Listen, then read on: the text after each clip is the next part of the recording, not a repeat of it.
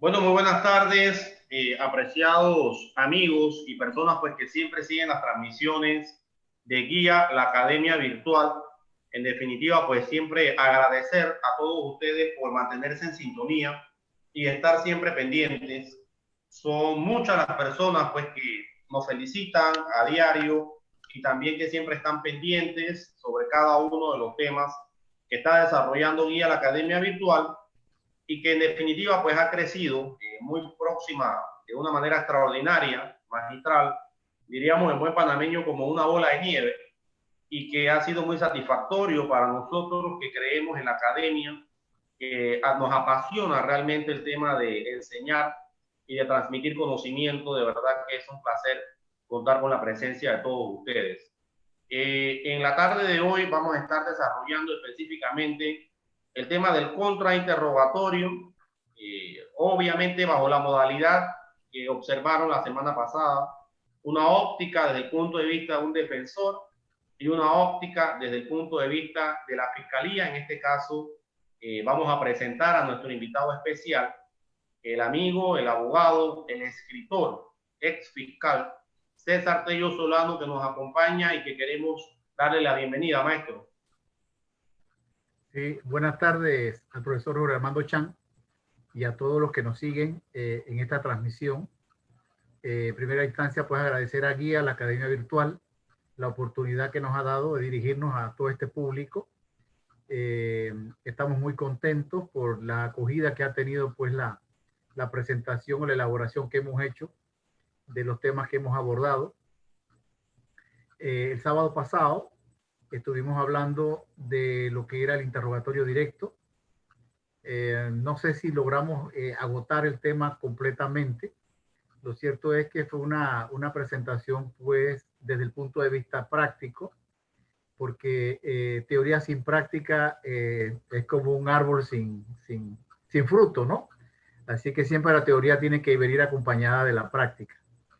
Y para hoy, y a petición también de muchas de las personas que nos siguieron el sábado pasado, vamos a presentar entonces algunas reflexiones del contrainterrogatorio en un abordaje con un caso simulado que tampoco hubo el tiempo el sábado pasado de presentarlo, y que este sábado sí pensamos utilizarlo como una herramienta, como un ejemplo práctico para poder entonces hacer una disección un poco más, ponerle un poco más de sazón a la presentación, en el sentido de que se puede asociar con un caso que, a pesar de que un caso simulado, pudiera ser un caso de la vida real. Las situaciones de hoy son complejas y traen una serie de situaciones que siempre son interesantes. Apreciado maestro, siempre se habla cuando estamos mencionando el tema del contrainterrogatorio, que es una de las etapas más neurálgicas, más críticas que existen dentro del tema del juicio oral. Y en definitiva, los abogados deben manejar a profundidad esta técnica, porque puede ser la diferencia entre ganar o perder un caso. Obviamente entendiendo que dos teorías se van a enfrentar, dos teorías del caso que se van a encontrar en ese juicio oral, y que en definitiva es un momento importante y crucial para los litigantes de presentar primero sus pruebas, pero aparte de presentar esas pruebas, también entender que la contraparte va a tener la posibilidad en inmediación, en congruencia, de tratar de alguna u otra manera de desacreditar ese elemento probatorio que es el respaldo importante y fundamental de la teoría del caso de cada uno de los intervinientes. Entendiendo, por ejemplo, si soy defensor y presento entonces un testigo clave, pilar fundamental de mi teoría del caso, obviamente voy a hacer el interrogatorio directo, que fue lo que vimos la semana pasada.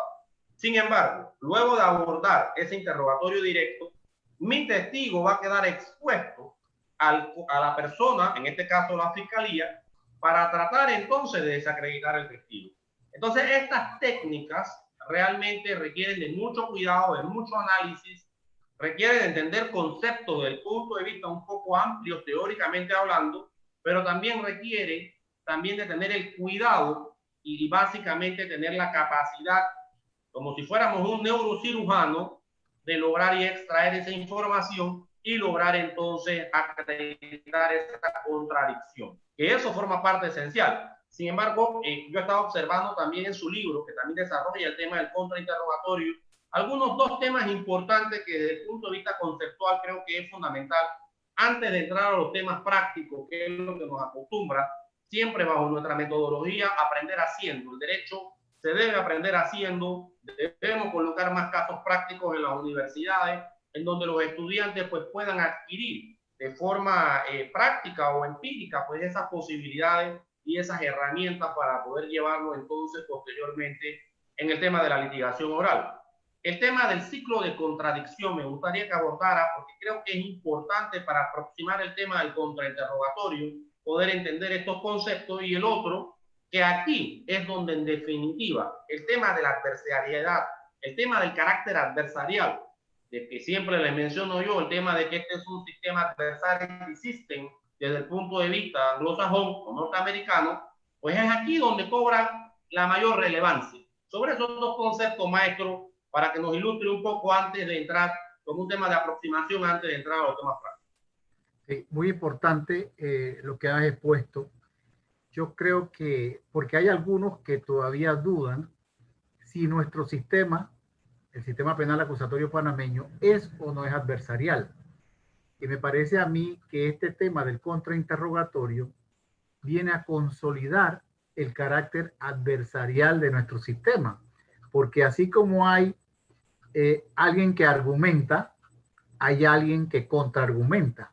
Cuando la fiscalía dice algo, la defensa tiene la oportunidad de contraargumentar, ¿verdad? En este caso, así como hay un interrogatorio directo por parte de la fiscalía, por ejemplo, habrá entonces un contrainterrogatorio por parte de la defensa. Y ese balance, ese equilibrio es lo que le va a llegar al juez, ¿sí? ¿Qué tan contundente fue el interrogatorio directo que hizo la fiscalía con su testigo estrella, por ejemplo? ¿Y cómo pudo la defensa desvirtuar toda esa información que el fiscal apostó a que consolidaba su teoría del caso? ¿Cómo puede entonces la defensa, por decirlo en palabras coloquiales, desbaratar o resquebrajar la teoría del caso de un fiscal frente a un contrainterrogatorio bien llevado? Y eso nos lleva también a la primera reflexión que usted hacía. El contrainterrogatorio posterior a un interrogatorio viene a consolidar el principio de contradicción. El principio de contradicción, que es uno de los pilares fundamentales, así como lo es la oralidad. El principio de contradicción es esencial en el sistema penal acusatorio, porque no puede ser que solamente se escuche lo que postula una sola de las partes. No puede ser que un juez tome una decisión en base a lo que le dice solamente una de las partes. El juez tiene que entonces llevar ese equilibrio, y esa consolida también el tema de la igualdad procesal de las partes, igualdad de armas. Se escucha a la fiscalía, se escucha a la defensa. En este caso, en el desarrollo del juicio oral, cuando se da el interrogatorio, obviamente viene entonces el tema del contrainterrogatorio. Y ciertamente es una de las situaciones de la dialéctica del proceso más difícil, porque es toda una estrategia. Yo digo que es un arte. Algunos autores no les gusta que se diga que el tema del interrogatorio y el contrainterrogatorio es un arte. Yo sí creo que es un arte que hay que desarrollar a partir, como decíamos, de destrezas de litigación y de conocimiento del caso concreto, de los hechos jurídicamente relevantes que van a ir unidos a nuestra visión del proceso, a nuestra teoría del caso. Entonces, para concretar en este punto de partida, el interrogatorio y el contrainterrogatorio consolidan el principio de contradicción y convierten o caracterizan a nuestro sistema como un sistema de carácter adversarial. Siempre vamos a tener un adversario a vencer. Sí, muchas veces nosotros le decimos, sobre todo a nuestros estudiantes o las personas que siguen este tipo de conferencias que estamos realizando de forma virtual, que sobre todo en el interrogatorio la estrella es el testigo. Acostumbramos a mencionarlo. El abogado no tiene que lucir en un interrogatorio abierto, tiene que manejar algunas preguntas clave que lo hemos estado viendo, el qué, el cómo, el cuándo, el dónde, para que entonces el testigo sea la estrella. Sin embargo, cuando estamos hablando del contrainterrogatorio, la situación se invierte. Aquí es donde el abogado tiene que sacar esa casta de abogado, tiene que sacar esa casta de litigante, tiene que manejar las destrezas de forma clara y es él el que va a tener que brillar en ese momento. Es un momento indiscutible, preciso e importante, en donde todas las luces van a estar precisamente en el abogado, porque quieren, obviamente, todas las partes y las personas que están en el juicio, sobre todo imagínense si estuviéramos en tema de jurado de conciencia. Imagínense que estuviéramos y están las personas allí del público o el jurado de conciencia que forma parte del pueblo y que están ministrando justicia. Todavía eso acá en nuestro país pues se hace de forma continua. Nosotros creemos todavía de que la justicia tiene que mantener una reminiscencia importante para el tema de que el pueblo pueda pues entonces también decidir. Y sobre eso entonces imagínense que estén todas estas personas, por todo este jurado de conciencia a la expectativa del litigante. Es en ese momento crucial e importante en donde la técnica, en donde el manejo de las emociones por primera vez es el control que debe tener el litigante, que no es un litigante perfecto, que no es un litigante que deja de ser un ser humano, porque obviamente los abogados lo somos, y que va a sentirse nervioso ante el momento de que venga la voz, o en este caso del tribunal, diciéndole, bueno, defensor, va a realizar el contrainterrogatorio. Cualquiera de nosotros en ese escenario va a sentir los latidos del corazón, va a sentir nerviosismo, pero esa es una parte importante del manejo que tiene que tener de las emociones el abogado. Y eso siempre les he mencionado yo, que el maestro Enrico Ferri pues es una persona, es una estudiosa sobre el manejo y la psicología que debe tener el abogado y el control de las emociones que debe tener para entonces lograr de alguna u otra manera presentar la desacreditación de ese otro testigo. También es importante con relación al tema del contrainterrogatorio, uno, entender que las luces van a estar con el abogado.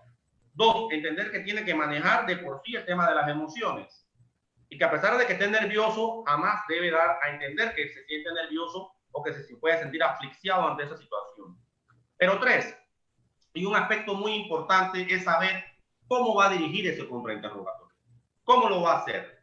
Por un lado, cuando eres defensor, pues tienes de antemano una serie de, el expediente lo tienes contigo y observas entonces el tema de las declaraciones.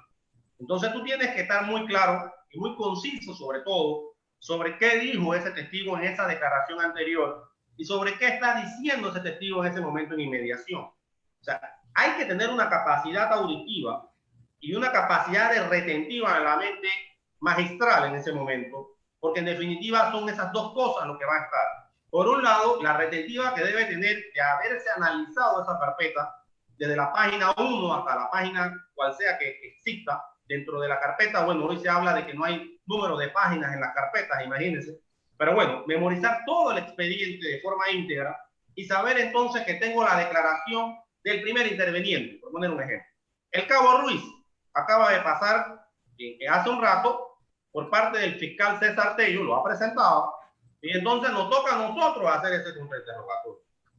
Aquí es donde tenemos que hacer el análisis crítico, y aquí es donde yo muchas veces le digo a mis estudiantes, a las personas que siguen estas conferencias, el tema del FODA, de la fortaleza, de las oportunidades, de la debilidad y las amenazas que existen en el tema de la litigación oral. Esa persona que acaba de pasar, el cabo Ruiz, afecta mi teoría del caso. Esa persona que acaba de pasar, el cabo Ruiz, es importante y fundamental que yo logre realizar el contrainterrogatorio. Voy a sacar algo de ese contrainterrogatorio. O sea, son parte del análisis crítico de la litigación oral que se hace en el momento segundos antes de que te den la voz. Y de que ya tú debes haber escuchado, obviamente en inmediación, lo que le digo a todos dentro del juicio y hacer tu sistema de valoración, que tiene que ser muy rápido, que tiene que ser preciso, y que si lo voy a atacar con el tema del contrainterrogatorio es porque voy a llevar ese contrainterrogatorio a algún buen puerto. Si lo voy a hacer tan simple y sencillamente por el hecho me voy a levantar para hacerle algunas preguntas cerradas, subjetivas o capciosas, que al fin y al cabo no me van a llevar a ningún lado, entonces no tiene la lógica, obviamente desde el punto de vista del litigante, haberse levantado para tratar de contradecir al cabo Ruiz. Sin embargo, si yo he visto que parte de lo que ha mencionado en ese juicio, en ese momento, es diferente a lo que ha mencionado en su declaración inicial, ojo, ahí se encienden todas las alertas. Se encienden todas las alarmas y el buen litigante, el abogado que maneja las destrezas, que maneja la técnica, sabe que aquí hay que comenzar a pegar porque, bueno, es el primer interviniente, es el primer testigo de la fiscalía. Sin embargo, cuando estábamos chiquitos, se utilizaba mucho la premisa de que el que pega aquí pega cara, pega dos veces. Así que es importante, si estoy viendo la contradicción desde el inicio, atacar. Porque este no es un momento para dudar, es un momento para hacer el análisis de forma estructural, para saber cuándo aprieto y cuándo debo soltar. Porque, ojo, lo veíamos anteriormente, sobre todo en el interrogatorio. Tampoco, cuando abordamos de manera muy rápida el tema de las objeciones, tampoco es atacar todo y tratar de despistar e irnos por todos los huesos, porque nos podemos quedar como el perro que lastimosamente al final no consiguió ninguno. Sino que tenemos que saber cuándo atacar y cuándo soltar. Y eso forma parte de los temas de la litigación oral. Con relación a eso, maestro Tello, ¿cómo usted ve la perspectiva desde el punto de vista del fiscal? Sobre todo cuando el abogado litigante, el abogado defensor presenta un testigo y que lógicamente ese testigo no ha pasado por el tamiz de control, obviamente porque no ha sido presentado ningún tipo de declaración. Lo que quiere decir al fin y al cabo es que ese testigo que va a llevar la defensa va a conocerlo usted por primera vez como fiscal en un contrainterrogatorio. No hay un documento físico que le permita al fiscal escuchar lo que dice el testigo de la defensa y compararlo con el documento físico, sino que él va a tener solamente con su capacidad, su experiencia, la oportunidad de escuchar lo que dice y tratar entonces de hacer algún tipo de trabajo en un contrainterrogatorio que va a ser muy, muy difícil porque la oportunidad para verificarlo no existe. ¿Cómo ha sido esta experiencia? Yo creo que las posibilidades de un buen contrainterrogatorio las deja realmente cómo se maneja el interrogatorio directo. Por ejemplo, si yo llevo a mi primer testigo, el cabo Ruiz, para tomar el ejemplo suyo, que es el primer interviniente, esencial, porque pudo haber sido inclusive el que haya encontrado el elemento material, el arma de fuego, el cuchillo, ¿verdad? Porque fue el primero que llegó y le tocó a él levantar y construir la cadena de custodia. En la medida que el fiscal pueda elaborar un interrogatorio bien llevado, completo, con una información consistente, con sentido común, con una historia cronológica, él sabe expresar desde que llegó hasta que abandonó la escena. Una historia coherente, bien hilada, bien construida. Digamos que el interrogatorio fue bien sellado, no dándole posibilidades a la defensa para que el interrogatorio tuviera grietas que obviamente va a aprovechar la defensa pública o privada. En la medida que el interrogatorio directo esté bien construido, esté bien sellado, en esa misma manera le podemos estar de alguna manera cortando las posibilidades a la defensa de hacernos daño con un contrainterrogatorio. A contrario sensu, si yo no supe llevar bien el interrogatorio o de repente, a pesar de que era un policía, el policía se nos puso nervioso, olvidaba cosas, él mismo se contradecía en lo que decía. Primero decía A y luego decía B y luego volvía a A. Tenemos un testigo entonces que uno de dos lo consumió el nervio, no se acuerda, tiene problemas de memoria, no se preparó debidamente o el fiscal no lo preparó debidamente y ese es un interrogatorio que está dejándole muchísimas posibilidades a la defensa para que destruya. Otra de las cosas que puede pasar en el caso que usted plantea, cuando el interrogatorio directo es de la defensa y el fiscal no tiene, que esa era una de las ventajas que hablábamos el sábado anterior, esa es una de las ventajas que tiene la defensa, que puede traer testigos que no fueron entrevistados en fase de investigación y el fiscal realmente no sabe, él puede tener una idea de lo que pueda aportar ese testigo, pero así se acierta hasta que no lo escucha, no sabe realmente cuál va a ser la versión, cuál va a ser la dirección o cuál va a ser la orientación de ese testigo. Entonces, creo que eso demanda muchísima atención del fiscal, y ya no digamos que conocimiento de la carpeta, porque si eso no estuvo en fase de investigación, ¿qué conocimiento podía tener el fiscal de esa versión si no la conocía? La vino a conocer el día del juicio oral, en lo poco o mucho que le pudo haber preguntado a la defensa pública. Entonces, el fiscal tiene que estar muy atento, o tuvo que haber estado muy atento a todo lo que dijo ese testigo, inclusive hacer anotaciones en borrador. Y ahí mismo, sobre la marcha, ir haciendo esa reflexión rápida de si debo contrainterrogar o si no debo contrainterrogar. Si decido contrainterrogar, ¿qué aspectos puntuales y estratégicos voy a desarrollar en mi contrainterrogatorio? Por ejemplo, una de las cosas que yo pudiera explotar es qué tipo de afinidad puede tener ese testigo que ha traído la defensa con las partes. Puede ser un pariente del imputado, del acusado, ¿verdad? Puede ser un amigo o puede ser un vecino o un compadre del acusado.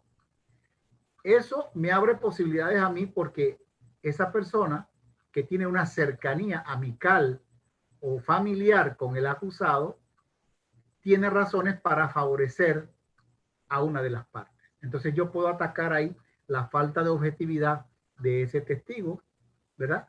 Haciendo un recuento histórico de desde cuándo lo conoce, por qué lo conoce, si comparte, si no comparte, y entonces ahí nosotros vamos abriendo la posibilidad de la duda frente al tribunal de juicio diciendo, esta persona por la cercanía que tiene al acusado, viene lleno de subjetividades, se ve evidentemente que está parcializado por lo que dice, y otra de las cosas que yo pudiera evidenciar en el contrainterrogatorio es que esa persona no necesariamente vino a mentir.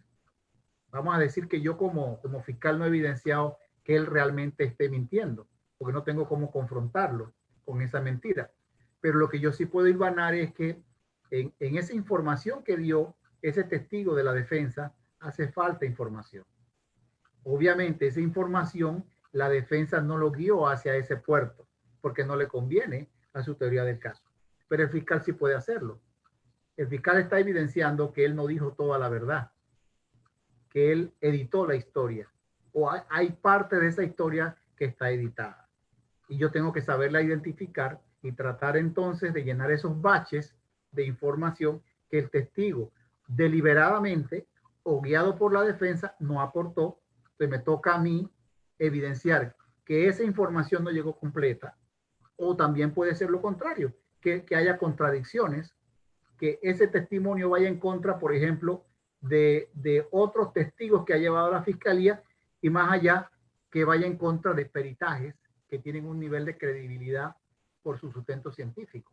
Entonces ahí cuando el tribunal de juicio vaya a hacer su deliberación, o el valor probatorio puede decir, mira, este testigo que trajo la defensa se veía muy seguro de sí mismo, se vio que la defensa pública lo preparó muy bien, sin embargo, evidencia serias contradicciones con 3 testigos que llevó la fiscalía, las historias no coinciden y además contradice o choca directamente con un elemento pericial que ha traído la fiscalía, ¿verdad? A través de uno de los laboratorios del Instituto de Medicina Legal y Ciencias Forenses, lo que lleva al final la reflexión del tribunal de juicio que realmente esta historia que contó ese testigo en el interrogatorio directo de la defensa evidencia subjetividades, inclinaciones a favorecer a una de las partes, historias editadas y evidencia serias contradicciones. Y ese tema que usted toca, maestro César, definitivamente que es muy importante, sobre todo cuando se le da la posibilidad, en la República de Panamá se da esa posibilidad de que en un contrainterrogatorio usted pueda presentar ambos tipos de preguntas. Por un lado pueda presentar preguntas abiertas y por el otro lado entonces también tenga la posibilidad a presentar preguntas cerradas, lo cual le da una capacidad de manejo o de maniobrabilidad, sobre todo para el fiscal, sobre todo siguiendo esa línea de pensamiento que usted nos acaba de expresar, en el que muchas veces, ojo, y este tema es importante, y préstale mucha atención cuando hablamos del tema del fiscal, para todos nuestros estudiantes y los abogados que nos siguen y dirán, bueno, lo que pasa es que yo no voy a ser fiscal, yo voy a ser abogado defensor. Pero recuérdense que hay otra figura importante dentro del penal acusatorio, y es la figura del abogado querellante. Ojo con eso. Y ese abogado querellante es un abogado privado que al fin y al cabo va a coadyuvar precisamente si ha sido así aceptada la querella como coadyuvante o salvo que haya sido aceptada como autónoma, pero usualmente estamos hablando de la figura coadyuvante, o sea, que coadyuva sobre todo con la investigación y con el abordaje de los testigos de los fiscales. Así que presten mucha atención que tal vez no les ha tocado la oportunidad de presentar o representar a una víctima, pero probablemente puede estar dentro del sinnúmero de probabilidades que ocurren en este tema de penal acusatorio, que es maravilloso y que por eso aprendemos diariamente. Entonces también tenemos que saber la óptica de ese abogado querellante, que es la óptica precisamente de la víctima y que es la óptica que va a llevar la fiscalía. Y ojo con ese tema porque pueden encontrarse con estas situaciones en donde el abogado de la defensa lleva un testigo y ese testigo no hay nada en la carpeta. Entonces, ese es el tema que estamos analizando y por eso, y siguiendo precisamente esa congruencia de párrafo y que nos mencionaba el maestro César, es importante entender que a veces por parte de la defensa hay una versión bastante editada. Y ojo con ese tema que era muy sensitivo y muy neurálgico. Una versión muy editada. Y que esa versión editada, como muy bien lo decía el maestro Tello, a veces no ha brindado toda la información. Ojo, a veces pensamos que es solamente un tema de que se contradijo. Puede existir la contradicción, pero en efecto no tengo la posibilidad de confrontarla. A veces tengo que agarrar esa contradicción en el aire y es complicado. Sobre todo cuando estamos hablando del contrainterrogatorio, la doctrina nos dice no salga de pesca, no fishing. Quiere decir que usted tiene que tener un contrainterrogatorio totalmente controlado y saber cuáles son los objetivos a buscar en ese contrainterrogatorio. Sin embargo, en este momento el fiscal tiene que salir, básicamente como diríamos, a pescar, porque tiene que ver, hacer algo para tratar de desvirtuar la teoría del caso de la defensa ante un testigo que obviamente pues no conoce. Pero ojo, también tiene la posibilidad de volver entonces a hacer preguntas abiertas que lógicamente le va a dar un sinnúmero de herramientas para poder entonces escuchar o abordar un poco más esa versión editada, esa versión mejorada y que tal vez ha obviado algunas cosas que el fiscal con su experiencia lógicamente entonces logre tratar de descubrir o salir a flote algunas cosas que no se han mantenido o que no se han dicho durante el juicio. Y esa es parte importante, sobre todo cuando estamos en la litigación oral. Son muchos los temas que pudiéramos abordar en tema de litigación oral. Me gustaría ver cómo se puede manejar esto de tener un norte, sobre todo desde el punto de vista del litigante, maestro Tello, sobre todo en ese testigo. ¿Cómo usted abordaría, póngase, un testigo en un caso de homicidio, en donde obviamente pues el testigo principal por parte de la defensa y ese testigo dice lo que pasa, el señor Juan López, que está siendo acusado de homicidio, en ese bar, a esa hora, él estaba en mi apartamento. Estábamos tomándonos unas copas, ¿no? Lógicamente eso lo que trae como resultado es que la teoría por parte de la defensa, en este caso, está diciendo, un momento, la persona que se está señalando, a la persona que se está acusando en este juicio, no es la persona que realmente fue la que cometió el homicidio, sino que aquí hay un problema en la identidad de la persona. No es ella. Esa es la teoría por parte de la defensa. Sin embargo, la fiscalía dice, un momento, claro que sí. Claro que sí es esta persona. Pero lo que pasa es que ese testigo que está trayendo es un testigo que lógicamente pues tenemos que descubrir las debilidades para que pueda entender obviamente el jugador al momento de aplicar esa sana crítica, máxima experiencia de la ley, ese conocimiento científico, esa lógica jurídica, entender que algo está pasando con ese testigo y no darle la credibilidad necesaria. ¿Cuáles serían las pautas o cuáles serían los tips para abordar a ese testigo que obviamente está siendo presentado en ese momento? ¿Cómo usted hilvanaría ese contrainterrogatorio? ¿Cómo iniciaría? ¿Cómo combinaría preguntas abiertas y cerradas para lograr entonces verificar los temas de desacreditarlo y decir aquí, ojo, presten atención, señores jueces, o presten atención, señores de jurado de conciencia, esta persona no tiene credibilidad? Ok, yo creo que esa es una carta que pudiera pensarse como que es el testigo estrella, sí, o es el testigo que viene a destruir la tesis o la versión o la teoría del caso de la fiscalía. Sin embargo, hay que tener un poco de cuidado porque en el devenir del juicio oral, ahorita estamos hablando de contrainterrogatorio. Sin embargo, me parece a mí que un testigo de esa naturaleza, en mi alegato de conclusión, yo lo voy a explotar fuertemente. Y pareciera que es un testigo sacado del sombrero de un mago, porque resulta que hubieron 6 meses de investigación, ¿verdad? Y la defensa estuvo empoderada del caso durante 6 meses de investigación y resulta que ese testigo nunca fue traído a la investigación para que la fiscalía lo investigara en base a la objetividad, principio de objetividad. Entonces, qué raro que ahora, el día del juicio, tenga la defensa con un testigo que dice que resulta que el señor López, que es el acusado, resulta que no estaba una coartada, es la coartada fantástica, pues, que no estaba en el lugar de los hechos, sino que estaba con él en otro lugar. Definitivamente que hay que identificar el qué, es decir, cuál es la contradicción, cuál es la debilidad de esa historia, es lo primero que yo tengo que identificar y lo tengo que hacer rápido. Recordemos que hemos dicho que estas son reflexiones rápidas, que no nos da tiempo para pensar mucho, ¿sí? Entonces yo tengo que construir rápidamente un contraargumento, es decir, el tribunal de juicio no le va a creer a este testigo y yo tengo que ver entonces qué elementos yo voy a llevar para identificar que ese testigo o está mintiendo o no está diciendo toda la verdad, por cómo lo dice. Recuerde usted que con la inmediación que tenemos en este sistema, el testigo le habla al tribunal de juicio. Y el tribunal de juicio, con la experiencia que tienen nuestros jueces, no solamente va a analizar el lenguaje, sino que también va a analizar el lenguaje corporal. Y un juez con experiencia sabe cuando una persona está mintiendo o está faltando a la verdad, o cuando busca una respuesta en su interrogatorio y él mira al defensor buscando aprobación o desaprobación, ¿lo estoy haciendo bien o lo estoy haciendo mal?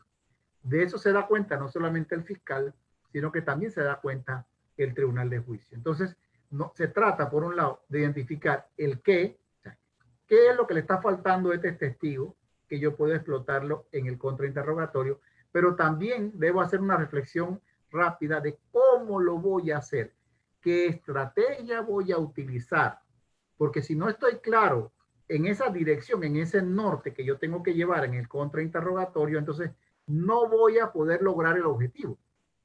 Entonces se trata de identificar el qué, cuál es la situación que yo debo explotar y cómo la voy a explotar. Y precisamente ahí estriba la complicación que tiene el tema del contrainterrogatorio. O sea, me viene un testigo cuya versión yo desconocía, que probablemente le ha dado en la yugular de mi teoría del caso como fiscal, y resulta que ha planteado la duda de que el señor López, que es el acusado, no estaba en el lugar de los hechos.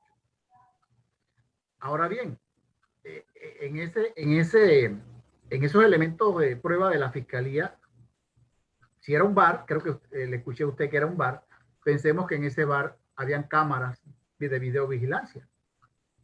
Y resulta que esas cámaras de videovigilancia captaron la presencia del señor López en el lugar momentos antes del hecho. Entonces, si yo determino la distancia que pueda haber entre el bar, lugar de ocurrencia del hecho, y el lugar donde dice el señor, el testigo de la defensa que estaba, que puede ser en su casa, si hay una distancia muy grande, ¿sí?, que no puede ser creíble que haya podido llegar tan rápido del bar, si es que estuvo, abandonó el bar y tuvo tiempo de llegar al lugar que dice el testigo. Si es un lugar que está muy complicado, que está lejos o hay problemas de tráfico, le hubiera tomado probablemente media hora o 45 minutos llegar. Entonces, yo estoy ahí tratando de ver cómo lo desvirtúo o lo refuto con un elemento contundente que es mi prueba pericial, a través de peritos de informática o de video y fotografía forense. Y lo voy a reventar en mi alegato de cierre diciendo, ha venido a mentir, el testigo de la defensa ha venido a mentir, porque no es posible, a menos que tuviera un helicóptero esperándolo en el patio, para poder haber abandonado en el bar y tenemos la prueba de que sí estuvo el acusado en el bar, como dice el testigo de la defensa, jamás pudo haber llegado a tiempo. Es decir, ese testigo de la defensa está mintiendo. Si yo tengo que buscar recursos u otros elementos para refutarlo, pero probablemente porque ya mis medios de prueba ya desfilaron. Es decir, cuando ya le tocó el tema a la defensa, ya los testimoniales de la fiscalía pasaron. Y si yo tenía un peritaje, yo llevé el testimonio del perito que hizo el peritaje. Y me identificó que ese señor estuvo en el bar y que permaneció en el bar, y tengo la hora y tengo el día. Entonces, a través de esa declaración, que yo la puedo confrontar, estoy evidenciando que el testigo de la defensa ha venido a mentir. Sí, pasa de todo en este tema de juicios orales, definitivamente que es un tema apasionante, y sobre todo la dinámica que se va dando, ¿no? Cuando van presentándose cada una de las partes de los testigos, y usted, por ejemplo, está en el rol de la defensa y le toca observar a un testigo, por ejemplo, en este caso, que pasa muchísimo, primer interviniente, pongamos un ejemplo, la unidad policial que llega a la escena y que obviamente, obteniendo el contexto del caso que estábamos diciendo, ¿no? Pongamos algo así como que el 20 de mayo del año 2019, aproximadamente a las 11:30 de la noche, el señor López pues tuvo una discusión con el señor Marcos, y producto de esa discusión pues lógicamente salió un cuchillo a relucir, y al final pues el señor López termina hiriendo de muerte al señor Marcos. Y pongamos el ejemplo, por ejemplo, de que tenemos un primer interviniente que en su declaración dijo que estaba próximo al área, a ese bar, La Sabrosura, por así llamarlo, y que estaba próximo y que llega en cuestión de un par de minutos, y posteriormente le dice, bueno, por ahí está la persona, logra ver una persona que va corriendo, lo persigue, pero no lo llega a agarrar. Entonces, son los temas que pudieran entrar en un debate importante, pero dice él, sí, yo lo logré reconocer. Y dice, lo logré reconocer porque pongamos que él estaba cerca del área porque le tocaba custodiar esa área, y este señor López era un frequent shopper del tema del bar La Sabrosura. Entonces dice, sí, yo lo vi, iba corriendo, en efecto, logré visualizarlo y lo puedo reconocer. Y lo pusieron en un tema de una rueda de detenido, o lo pusieron en un tema de una visibilidad para el tema de reconocimiento en carpeta, y la persona lo logra reconocer. Entonces, pero parte de la teoría, en este caso de la defensa, es que el señor López no era, ¿no? Que era lo que habíamos presentado anteriormente. Entonces viene el tema del abordaje, y ese abordaje sobre todo para la defensa en este caso, que ya sí cuenta con un documento físico, obviamente cuando ha pasado este primer interviniente, ¿no? Que hablamos hace un rato del Cabo Ruiz, entonces uno comienza a darse cuenta que hay inconsistencias, por muchas cosas pudieran haberse dado. Recuérdense que eso pasó usualmente, los temas de estos juicios, de homicidio, cualquier juicio ha pasado ya algún tiempo, y la memoria pues no puede estar sumamente clara. Imagínense que usted recuerde lo que usted desayunó hace 4 días atrás, o recuerde, por ejemplo, cómo estaba vestida la semana pasada, el sábado pasado. Es muy complicado para la memoria del ser humano, y eso lo entienden lógicamente los jueces.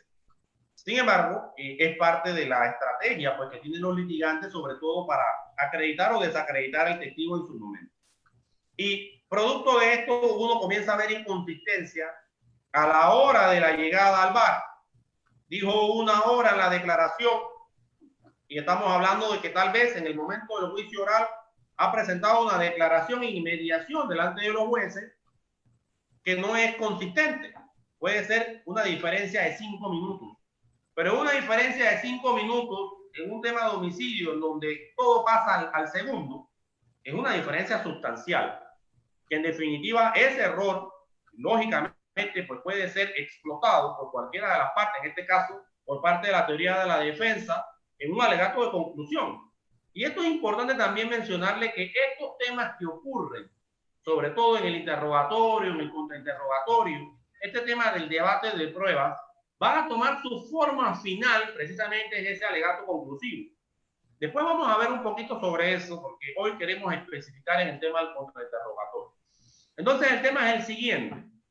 He observado que la unidad policial, primera interviniente, que dice que le dio persecución, pero que no lo agarró, pero que le consta que era el señor López, el que había matado al señor Marcos, a pesar de que no lo vio, porque cuando él llegó no lo vio, le dijeron allá va, y él salió corriendo y lo persiguió. En horas de la noche, estamos hablando 11:30 de la noche, dice, yo lo logro reconocer porque lo he visto anteriormente, ¿no? Es parte de la teoría, en este caso, de la fiscalía, que estamos creando de manera ficticia. Entonces, pero él dice, en un momento, cuando yo llegué al lugar, dijo en su declaración, llegué al lugar 11:32. O sea, 2 minutos después que ocurrió el hecho, 11:30. Sin embargo, cuando está en el juicio oral, por lo que sea, resulta ser que él dijo, no, lo que pasa es que yo llegué al lugar 11:37. Estamos hablando de una diferencia de 5 minutos en un momento, en una situación de momento y de fracción de segundos. ¡Pap! Viene la defensa y la agarra en el aire, como decimos. Observamos en definitiva que aquí hay un tema. Dijo en su declaración que llegó 11:32, ahora está diciendo que llegó aproximadamente 11:37. Usualmente se estira este tema de aproximadamente, porque lógicamente se prepara el testigo para decir, no digas, si no te recuerdas, di aproximadamente, para que pueda existir un rango de interpretación, sobre todo para las personas que tengan que hacer los juicios de valor sobre la prueba. Eso se entiende. Pero imaginemos que él haya dicho aproximadamente 11:37. Ese aproximadamente lo ubica en un contexto de que no estoy claro, pero que pudiera ser la hora. Claro, no tengo un reloj. Y eso pudiera ser parte del el redirecto, ¿no? Ahora pudiéramos hablar de este tema y comienzan a salir chispas de la pantalla, porque, vale, parte de lo que tenemos que sacar a flote ese testigo. Yo voy a hacerle ahorita un contra rápido a esa unidad, para que veamos algunos temas importantes, sobre todo cuando estamos utilizando una técnica que la doctrina la ha llamado como la caca, que no es ni caca de paloma, ni mucho menos, pero que es una técnica efectiva y que es algo así como la confirmación, la afirmación, la confrontación y acabar. Y esa teoría es básica, sobre todo a la hora de abordar un testigo en un contrainterrogatorio. ¿Y por qué? Porque yo voy a confirmar y acreditar lo que ya yo he escuchado. Pero yo voy a confrontar precisamente el tema de contradicción. ¿Para qué? Para lograr colocarlo en evidencia del error o tratar de desacreditarlo ante el juez. Ese es mi trabajo en ese momento. Y luego de haber logrado generar esa contradicción, entonces, como decimos en los memes, me voy lentamente hacia mi puesto, hacia mi silla, porque ya el trabajo está hecho y tengo que aprender a guardar silencio y no hacer más ninguna otra pregunta. Cometemos errores en la litigación, muchísimos. Los abogados usualmente tenemos un tema de grandes egos, ¿no? Entonces, cuando tenemos a un testigo que lo detectamos ya y dijimos, lo tengo. Entonces queremos fulminar. Y tampoco esa es la idea. La idea es, lo tengo. Quiero evidenciar el problema que existe aquí, señor juez. Hasta ahí. No más preguntas. Acabe y se despide lentamente. Pero no, queremos martillar, golpear, seguir golpeando. Y a mí me ha pasado, sobre todo. Y eso a veces es un tema de error porque pasan otras cosas, suceden otras cosas y todo se sale de contexto. Y el trabajo que se había hecho inicialmente, pues lastimosamente queda no como estaba ya la última pincelada de la obra, sino que quedamos metidos en un gran problema de forma innecesaria. Entonces, esto de confirmar y acreditar, ¿qué es? Bueno, es algo tan sencillo como que yo voy a realizarle preguntas como, bueno, de carácter sugerente, de carácter sugestivo, así que precisamente el contra te da esas posibilidades. Y usualmente cuando estamos en contra preguntamos, ¿es cierto qué? ¿Es cierto qué? Tratamos de llevar y de conducir al testigo a una respuesta corta de un sí o un no. ¿Y por qué? Porque estamos condicionando al testigo. Es como yo les pongo el ejemplo siempre a mis estudiantes. Yo soy un hombre del interior, de allá del Chitré, como lo es usted, maestro Tello. Y obviamente uno allá en el interior pues tiene una pequeña corral, le decimos nosotros, con unas gallinas, y usted va paulatinamente tratando de agarrar esa gallina. Y no sale a correr todo el corral, sino que usted estratégicamente va hacia la esquina, se va acercando paulatinamente, tiene que tener mucha habilidad porque la gallina puede volar, lógicamente. Pero es parte de la habilidad que uno va adquiriendo y es como uno va conduciendo al testigo. hay que conducir al testigo hasta el punto de quiebre. ¿Y cuál es el punto de quiebre? Bueno, el punto de quiebre es precisamente la contradicción. Y una vez logrado ese punto de quiebre, salgo de la escena. Todas las luces estaban conmigo, pero del momento en que yo logré el punto de quiebre, salgo de la escena. Eso es clave, eso es importante, eso es fundamental. Todo artista principal tiene que saber que hay un momento que tiene que salir de la escena para crear entonces el enigma suficiente. Entonces imaginemos que el Cabo Ruiz, que es el primer interviniente en el bar La Sabrosura, dijo pues que él llegó a las 11:32 en su documento, en su declaración realizada en el Ministerio Fiscal, frente al fiscal César Tello Solano, y obviamente en el juicio oral nos dijo, no, lo que pasa es que yo llegué aproximadamente a 11:37. Entonces yo confirmo y acredito. ¿Cómo confirmo y acredito? Bueno, él me tuvo que haber dado alguna información, algo así como que él era unidad de la policía, que él tiene 18 años de servicio en la unidad policial, que él se encontraba asignado al área del bar La Sabrosura, que él va usualmente a hacer rondas por ese sector, que él conoce a la persona fulano de tal, ¿cierto? Y una serie de información que nos ha tenido que suministrar en ese interrogatorio que le hizo el maestro Tello, porque el maestro Tello trató de ¿qué? De acreditar al testigo en su interrogatorio. Trató de decir, usted tiene experiencia, cuántos años usted tiene, en cuántos juicios ha estado, una serie de temas para acreditar. Entonces, cuando yo voy al contra, yo voy a hacer algo tan sencillo como acreditar y confirmar. ¿Qué es acreditar y confirmar? Bueno, por ponerles un ejemplo, muy buenas tardes, apreciado a Unidad Policial Ruiz. Yo soy el abogado del señor López y en este momento, pues, voy a realizarle un contrainterrogatorio, en definitiva, para pues, verificar algunas cosas. Es cierto que usted es una unidad policial, ¿cierto? Sí. Es cierto que tiene 18 años de servicio, ¿cierto? Sí. Es cierto que usted estaba asignado al área del bar La Sabrosura, ¿cierto? Sí. Es cierto que usted conoce al señor López, ¿cierto? Sí. Es cierto que usted llegó a las 11:37 de la noche ese día, del día de los hechos. Sí, aquí viene el problema. Confirmé y acredité. Vale, esa es una información que le dio quién, se la acaba de dar a los jueces por parte de quién, del fiscal. Eso es una realidad, eso acaba de pasar en un segundo. Yo organicé mis ideas, confirmé y acredité cosas. Pero en ese confirmar y acreditar estoy conduciendo al testigo. ¿Y qué conduciendo al testigo? Llevándolo precisamente al lugar donde yo quiero llevarlo. ¿Y dónde quiero llevarlo? Al punto de quiebre. ¿Y cuál precisamente es el tema del punto de quiebre? La contradicción, señores. La contradicción que pasó hace un segundo, que en su declaración dijo que él llegó a las 11:32 y que acaba de manifestar que llegó aproximadamente 11:37 a la escena. O sea, una diferencia de 5 minutos que lógicamente me va a abrir a mí un compás y me está dando un tanque de oxígeno importante para poder desacreditarlo y poder establecer esa hilvanación de pensamiento, sobre todo en la conclusión final. ¿Y dónde viene ese tema? Aquí que viene precisamente el punto de quiebre luego de haber confirmado y acreditado. Bueno, ahí es donde viene. Tengo que sentar las bases, señores. ¿Y por qué tengo que sentar las bases? Me van a preguntar mucho. Bueno, tengo que sentar las bases porque yo sé que él tomó una declaración en el Ministerio Fiscal. Yo sé que él fue donde el fiscal César Tello y le dijo lo que él conocía, lo que pasó ese día. Pero los jueces no tienen por qué saberlo. Los jueces no tienen la carpeta. Por eso estos sistemas adversariales, la información relevante o los hechos relevantes y vitales lo tienen las partes. Por eso hay un control horizontal entre las partes. Por eso hay una igualdad y debe haber buena fe entre las partes.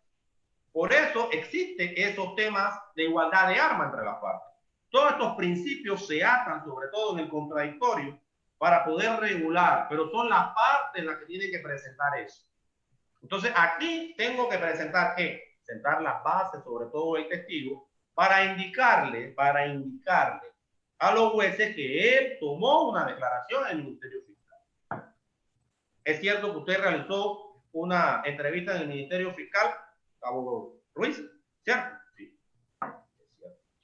Usted ahí en el Ministerio Fiscal realizó una entrevista, ¿cierto?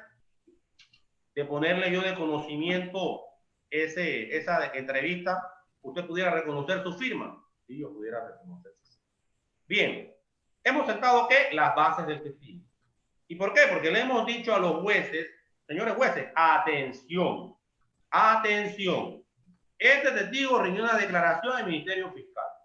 Esa declaración que existe en la carpeta y que yo tengo una copia de ella, se dijo algo que lastimosamente no es lo que se ha dicho en este juicio.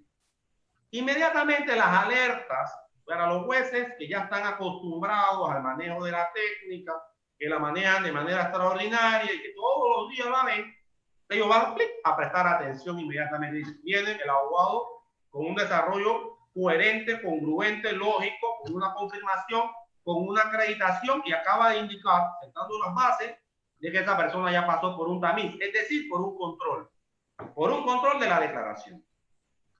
Muy bien. Luego de haber sentado las bases, entonces, ¿yo qué hago? Vuelvo y le repito la pregunta. Es cierto que usted mencionó hace un rato que llegó al bar La Sabrosura a las 11:37 de la noche, ¿cierto? Y él me va a decir, sí, porque es lo que acaba de decir. Muy bien. Entonces, vuelvo entonces nuevamente a mencionarle el tema de la declaración. Bueno, yo tengo aquí la declaración, ¿cierto? Que usted realizó una declaración, sí, porque tengo que levantarme. Eso no pasa, eso no opera sentado. Yo tengo que levantarme nuevamente, acercarme al testigo, pero ojo, antes de eso, tuve que haber hecho ¿qué? Tuve que haber colocado aquí y subrayado en el papel para hacer el control al fiscal.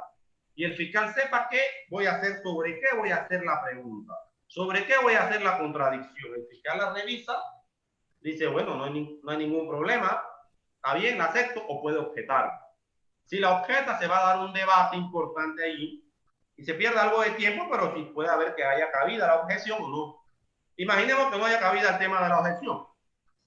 Entonces, lógicamente yo voy, me levanto nuevamente, le digo, cierto, usted realizó una entrevista en el Ministerio Público, sí, es cierto que si yo le coloco de presente el documento, usted pueda reconocer su firma, sí, tenga el documento, verifique su firma, ¿es cierto que esta es su firma?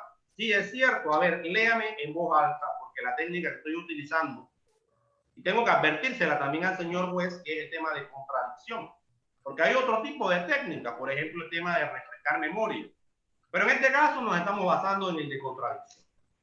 Entonces, dice, sí, en efecto está mi firma, léame lo que dice aquí, en este extracto, de forma alta y clara, de manera pausada. Y créame que ese tema de manera pausada es clave. Porque comienzan entonces a leer. Yo llegué ya como a las 11. Espera un momento. Cabo Ruiz, por favor. Puede repetírmela, pero de forma pausada. Leerme este extracto, que es lo que está subrayado, alto y claro y pausado. Yo llegué a la escena a las 11:30. Muy bien. Perfecto. Perfecto. ¿Se logró qué? Lo que queríamos hacer. Dijo hace un rato 11:37. Dijo en su declaración 11:32. Eso era lo que quería. Evidenciar una contradicción aproximadamente en los temas de minutos. ¿Por qué? Porque todo ocurrió en el momento. Entonces, eso para nosotros, desde el punto de vista de la teoría de la defensa, es vital y clave. ¿Qué hago en ese momento? Ese es un momento clave. Me despido lentamente hacia mi silla, hacia mi posición. Profesor, ¿pero por qué? Porque es lo correcto metodológicamente hablando. ¿Cuál es nuestro error? Me ha pasado. Seguir preguntando. Y todo el trabajo que pudiéramos haber ganado, todas las estrellitas que pudiéramos haber obtenido y toda la duda que pudimos haber creado o sembrado en ese momento, se desvía. Se desvía la situación. Entonces tenemos que aprender a salir de la escena. Y eso es clave y eso es importante para tener una buena congruencia y un buen desarrollo, sobre todo del contrainterrogatorio, que es una de las partes neurálgicas vitales y claves para entonces poder tener una concatenación en esa legal conclusión. Ese tema es importante, maestro Tello, y en definitiva queríamos que abordara sus impresiones sobre más o menos lo que hemos mencionado acerca de este contra, acerca de estos controles que se realizan y sobre todo para ver su punto de vista y su experiencia con relación a este tema. Bueno, usted ha elaborado un contrainterrogatorio atacando un testigo muy importante de la fiscalía, y lo que debe venir posteriormente a ese contrainterrogatorio que pareciera que el defensor vino con un mazo en la mano a desbaratar la teoría del caso de la fiscalía. Entonces ahí el fiscal debe estar muy atento y definitivamente que lo que debe pedir es un redirecto. Sí, está obligado a pedir un redirecto para tratar de recomponer esa historia del testigo y recoger y armar esos pedazos que quedaron en el suelo después de los golpes de la defensa. Yo tengo que ver cómo recojo esos pedazos y veo cómo con un buen cemento lo voy acomodando de nuevo. ¿Cómo lo haría usted, maestro? Imaginemos que estamos en el juicio, estamos en la batalla. Claro, aquí lo hacemos de manera muy didáctica, muy pedagógica, sobre todo para que nuestros estudiantes que están de manera virtual logren ver lo que pasa realmente y el esfuerzo y la fuerza y el debate que existe en estos temas de litigación oral que a nosotros nos apasionan y que en definitiva no atacamos a los abogados, son temas de teorías. Eso es un primer punto que debe entender todo buen abogado. Una causa uno la lleva y listo, no pasa nada. Sin embargo, muchas veces algunos, no digo todos, sí guardamos algo. Tenemos que evitar eso, hermano. No guardar nada. Estamos representando posturas y siempre mantenernos muy equilibrados con el colega, con el compañero que está debatiendo en otra teoría. No pasa nada con eso. Pero con relación a ese directo que realizaría usted, de más o menos ese contra, ¿cómo usted lo ibanaría? ¿Cuál sería el tejido suyo de argumentación para poder decir, un momento, sí es cierto que pudo haber un impasse, pero ojo, esto puede ocurrir, puede suceder, ¿vale? ¿Y cómo usted abordaría ese tejido argumentativo para que nuestros televidentes, las personas que nos siguen, que siempre están pendientes de nuestras transmisiones y que lo que queremos llevarle es lo más cerca o aproximarlos lo más cerca a un debate que pasan todos los días en los juicios orales y que creo que esa siempre al final es parte de la enseñanza que nosotros les damos a todas las personas que nos siguen, porque nos siguen, están pendientes y lo que les gusta es que no, sí hablamos teoría, sí hablamos de doctrina, pero lo llevamos a la práctica. Por eso que nuestra metodología es construir haciendo. ¿Cómo usted abordaría esa situación, maestro? Bueno, yo volvería a la herida sangrante. Tenemos una herida sangrante, o sea, el hachazo de la defensa, esa herida está sangrando. Entonces yo tengo que ver cómo la coagulo rápidamente y la suturo rápidamente, ¿verdad? Yo creo que yo utilizaría también ese elemento de la entrevista que ya la defensa lo introdujo, y yo le pediría permiso, autorización a los jueces de garantía para que el testigo volviera a releer ese pedazo, y yo recalcaría en el aproximadamente, que el testigo no fue categórico en una hora. Y yo le preguntaría, ¿usted tenía reloj en el momento que los hechos ocurrieron? Sabiendo yo la respuesta que me va a decir que no. No que me va a decir que sí. Sabiendo que él me va a decir es que yo no tenía reloj en ese momento. Mi reloj se me había dañado, se me había perdido, lo que sea. Yo no tenía un reloj. Y yo lo que hice fue una aproximación mental. ¿Sí? Ok, ya yo ahí trato de zanjar un poco ese tema de que si era 32 o era 37, pero es que él no tenía reloj. Hay personas que no son buenos calculando el transcurso del tiempo. Puede que este policía sea uno de ellos. Sin embargo, yo me puedo apoyar en otras cosas. Vamos a suponer que esa patrulla o esa unidad policial que cargaba, que puso una moto, puede ser una chota, como le decimos aquí, puede ser un sedán o lo que sea, tuvieron GPS. Yo desconozco si la policía, los vehículos de la Policía Nacional tienen GPS o no, pero puede que lo tengan. Y el GPS usted sabe que le da una trazabilidad de dónde estuvo, si estuvo detenido, cuánto tiempo, etcétera. Y ahí podríamos determinar cuál era la distancia real que tenía el cabo Ruiz, de dónde estaba, cuándo recibió el llamado, porque todo eso está documentado en la bitácora o parte diario que tiene la Policía Nacional, y si era posible que él llegara en 2 minutos al lugar del hecho. Si logramos determinar que no era posible por la distancia y por las condiciones de tráfico que él llegara a las 32 como puso en el informe, sino que lo más probable es que él pudiera llegar entonces a las 37.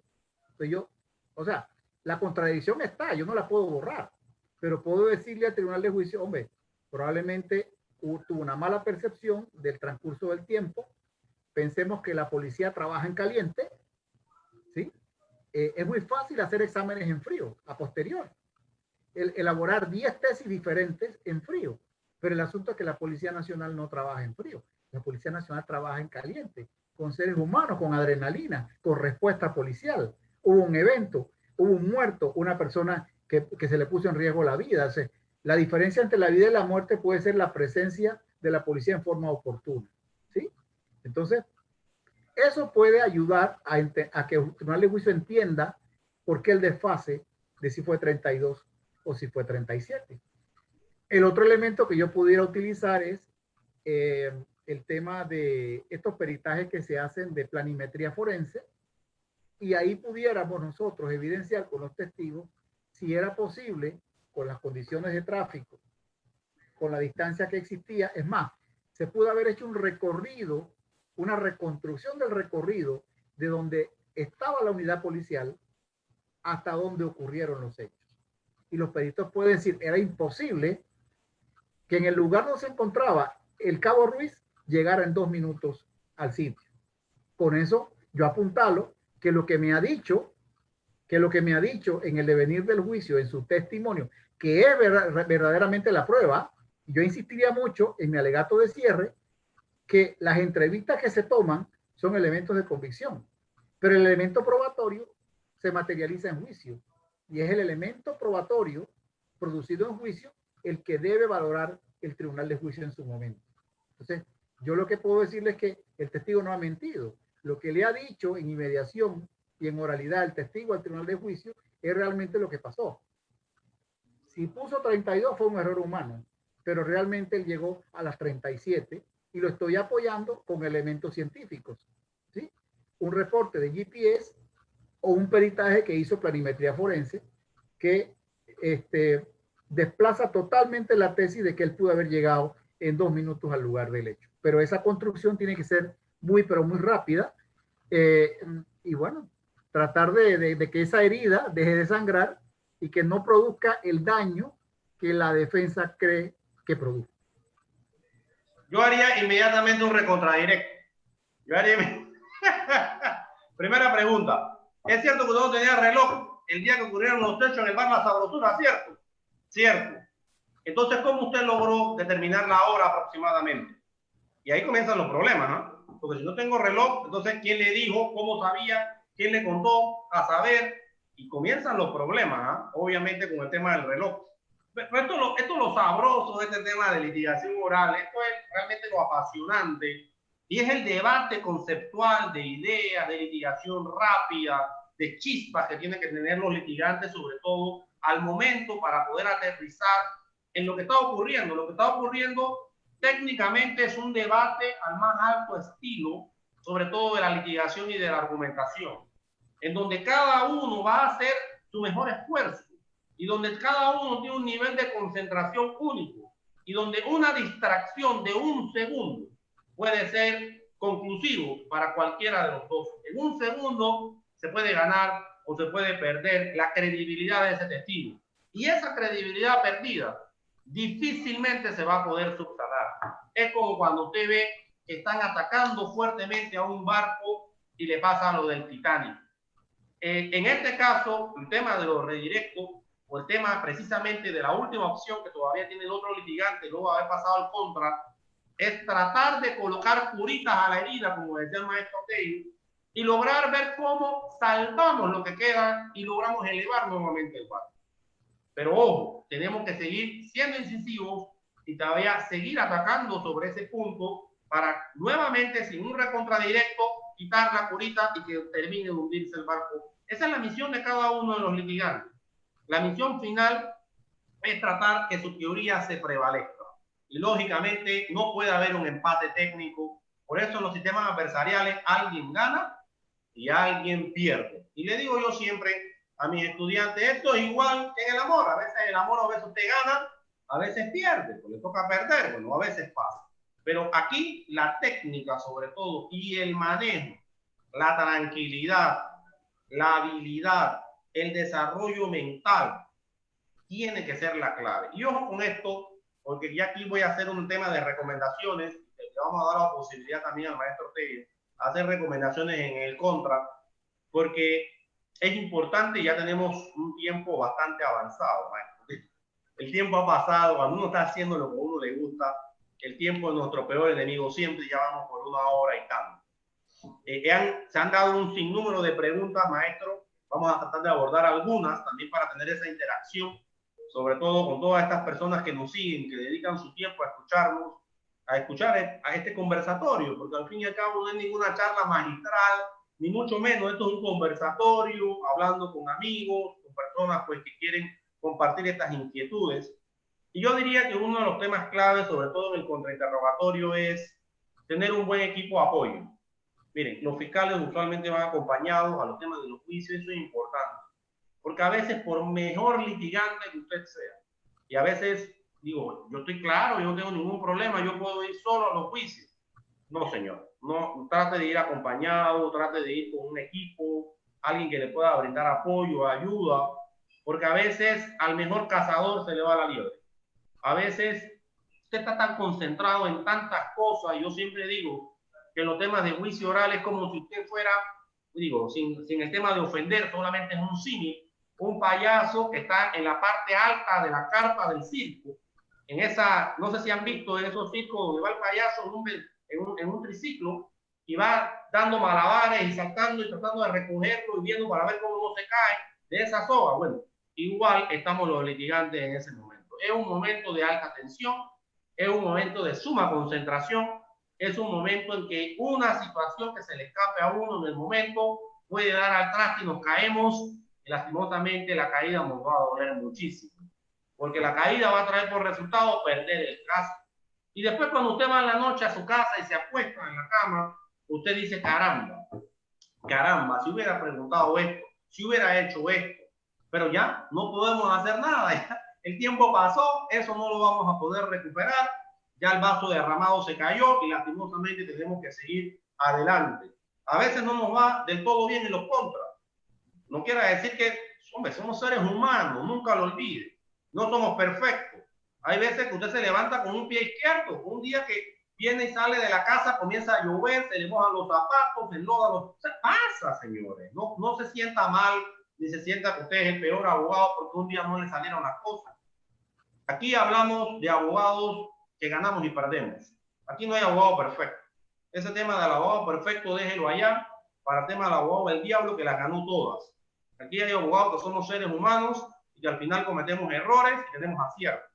Entonces, en la medida en que observemos, analicemos con mucha precisión, veamos las técnicas, las implementemos y las practiquemos, yo creo que eso va a ser clave, sobre todo para salir adelante en estos interrogatorios, en este contrainterrogatorio y sobre todo en estos sistemas adversariales que son tan bellos, tan hermosos y que al final son debates de argumentación.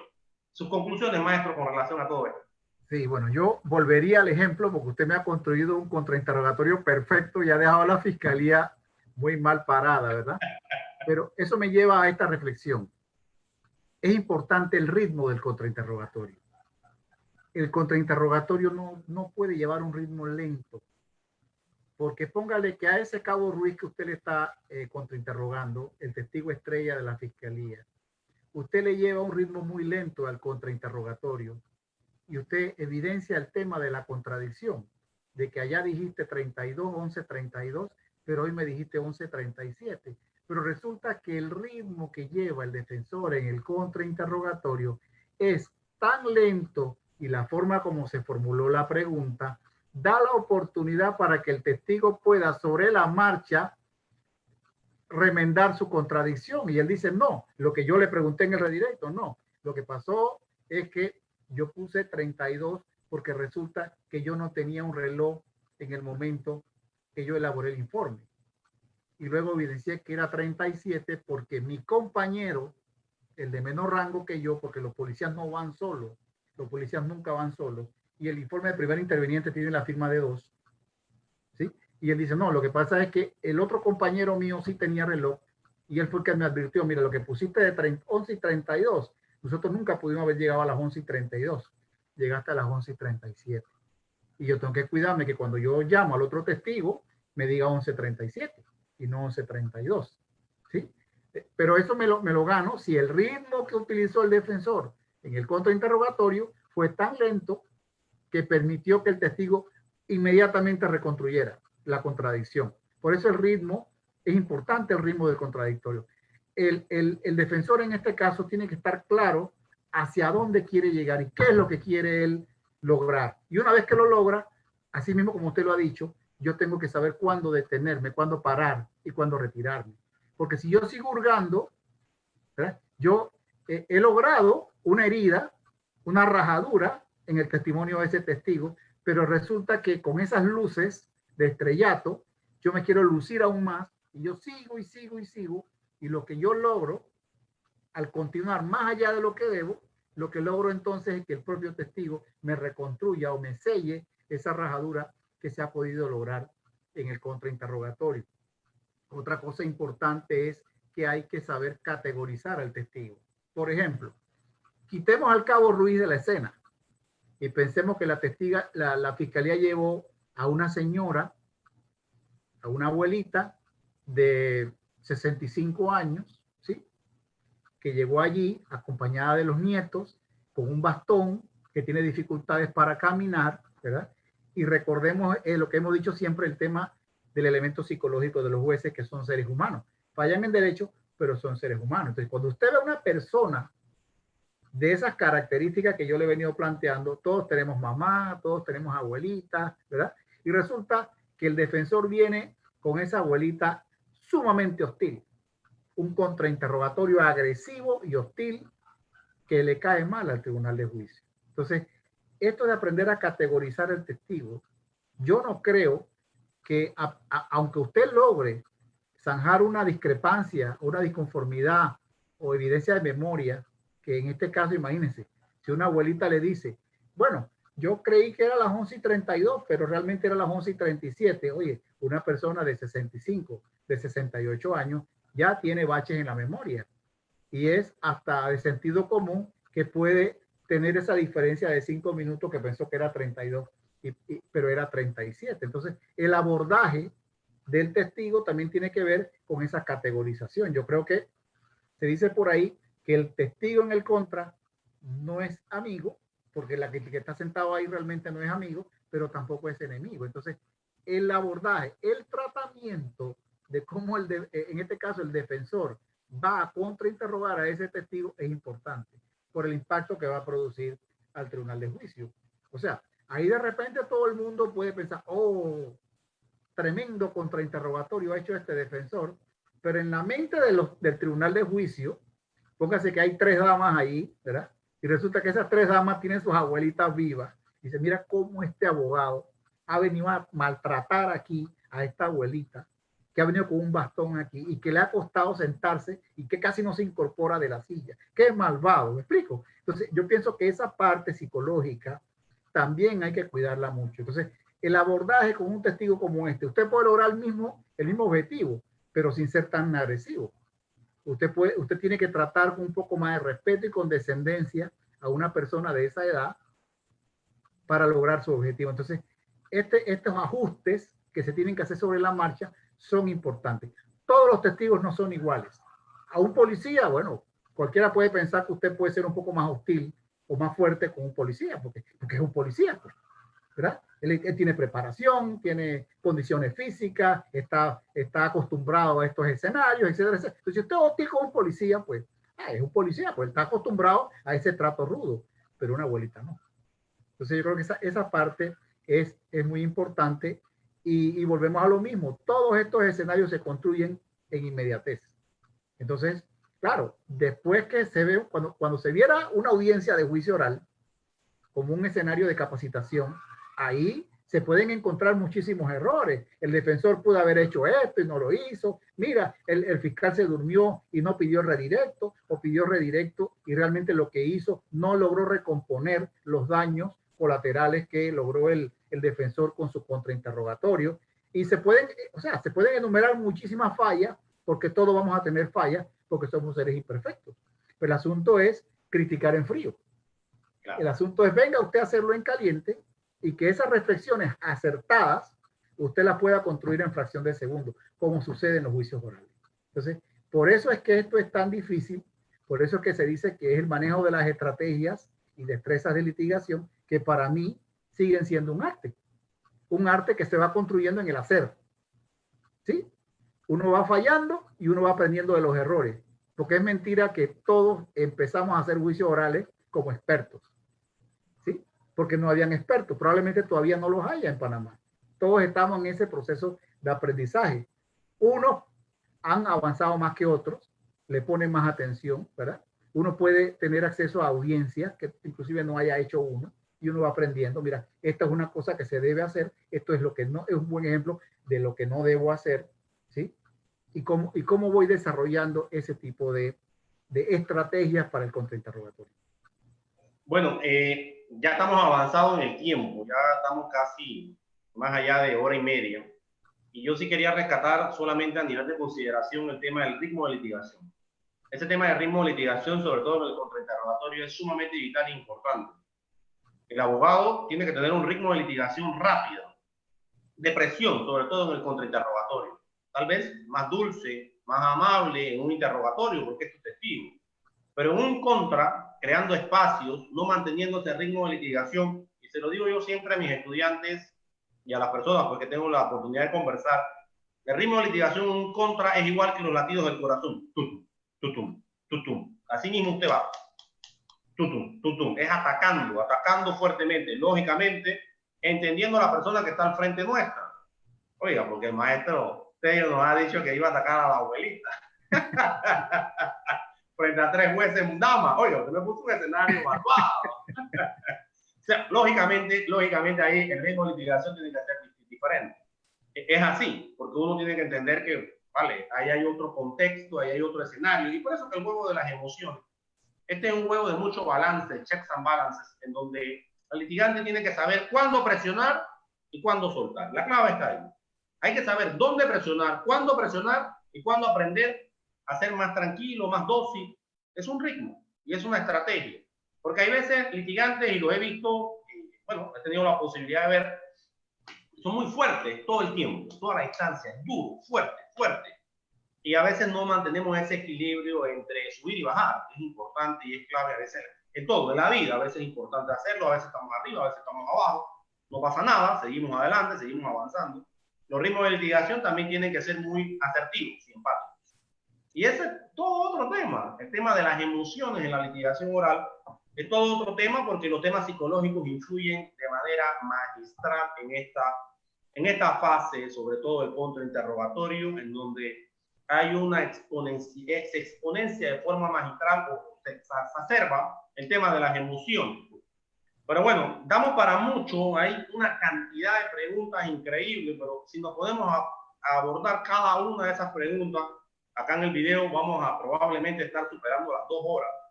Y yo creo que para los efectos metodológicos pues se ha logrado el resultado. Cada una de esas preguntas en su momento la vamos a resolver y le vamos a estar muy pendientes en el tema del chat por vía Facebook.